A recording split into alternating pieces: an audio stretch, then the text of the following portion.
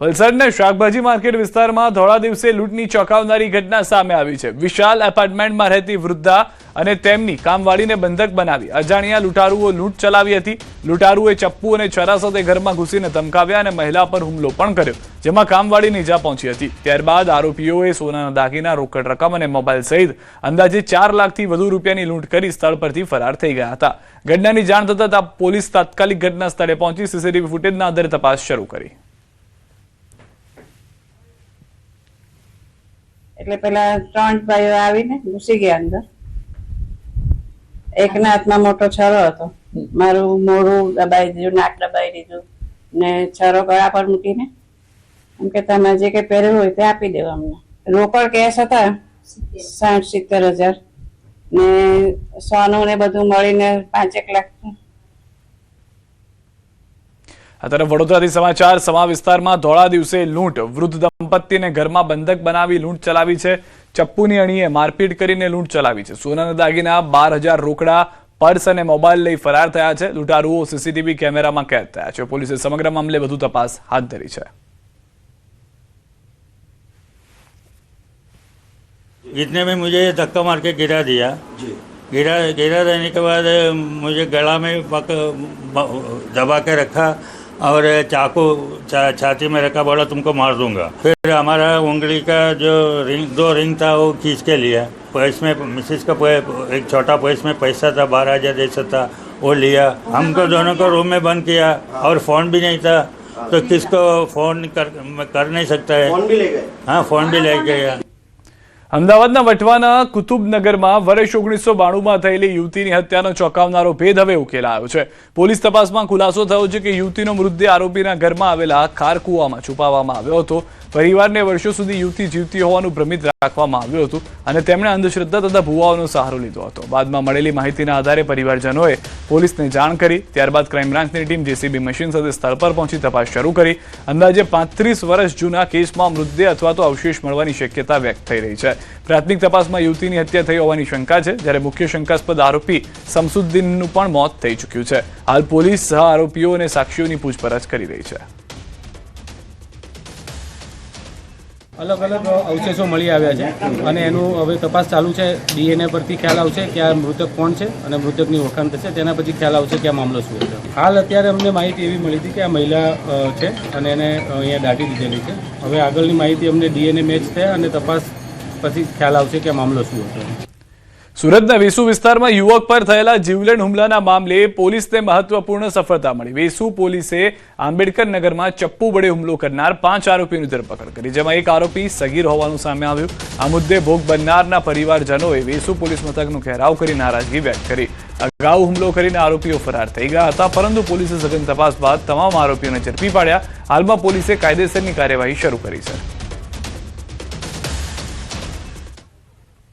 અને બહારના કંઈ અસામાજિક તત્વો આવ્યા હતા, એ કંઈ એમને શું હતું અમને નથી ખબર, પણ અમારા છોકરાઓને ત્યાં મારવા લાગ્યા અને એમના હાથમાં ઘણા બધા હથિયારો હતા, અલગ અલગ પ્રકારના। ગુનો દાખલ કરી અને આરોપીઓને ધરપકડ કરવામાં આવેલી છે અને મુદ્દામાલ પર કબજે કરવામાં આવેલો છે।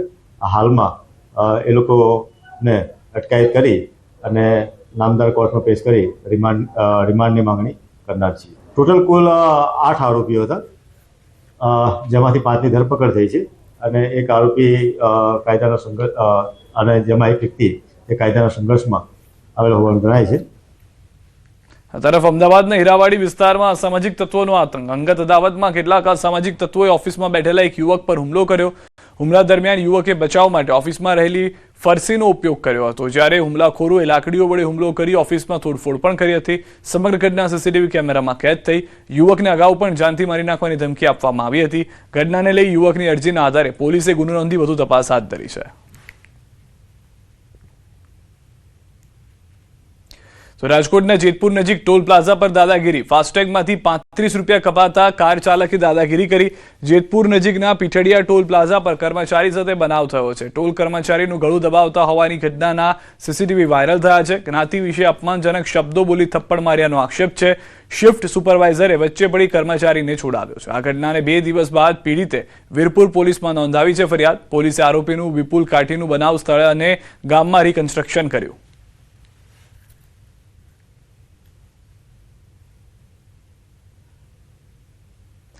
તો સુરેન્દ્રનગર મહાનગરપાલિકાના હોદ્દેદારો માટે કેટલાક નામ ચર્ચામાં છે. મેયર અનુસૂચિત જાતિમાંથી બનાવવામાં આવશે. મેયર માટે ગજેન્દ્રભાઈ ચૌહાણ, રાકેશ રાઠોડનું નામ ચર્ચામાં છે. કુસુમબેન સોલંકી, રાજેન્દ્ર પ્રભુદાસ રાઠોડ પણ દાવેદાર છે.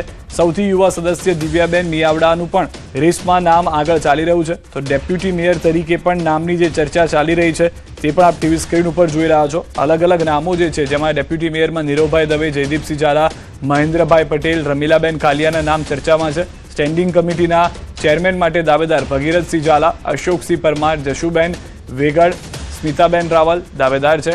સુરેન્દ્રનગર મનપા જાહેર થયા બાદ પ્રથમ ચૂંટણી યોજાઈ હતી.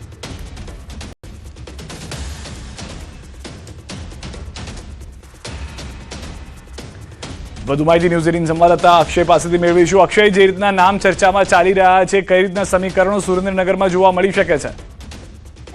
જી, ચોક્કસથી વાત કરવામાં આવે તો સુરેન્દ્રનગર મહાનગરપાલિકા માટે આજે પ્રથમ મહાનગરપાલિકા જાહેર થયા બાદ પ્રથમ ચૂંટણી હતી અને જે પ્રથમ મેયર બનશે તે અનુસૂચિત જાતિ માટેની અનામત બેઠક છે એ જાહેર કરવામાં આવી છે.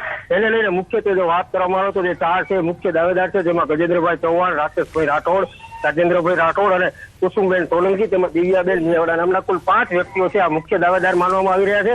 જે ગજેન્દ્રભાઈ સોલંકી છે તે વર્ષોથી ભાજપ સાથે સંકળાયેલા છે અને અગાઉ લગભગ અંદાજે 5 થી 10 વર્ષ સુધી તેઓ કાર્યાલય મંત્રી તરીકે પણ ફરજ બજાવી ચૂક્યા છે અને પીઢ અને અનુભવી નેતા હોવાના કારણે મેયર પદના દાવેદારમાં સૌથી મોખરે નામ છે એ ગજેન્દ્રભાઈ ચૌહાણનું હાલ ચાલી રહ્યું છે. જી સિદ્ધાર્થ. આભાર અક્ષય સમગ્ર માહિતી બદલ. તો હાલમાં જે તે જણાવ્યું તે પ્રમાણે નામ જે છે તે અલગ અલગ સમીકરણોના આધારે જોવા મળી રહ્યા છે.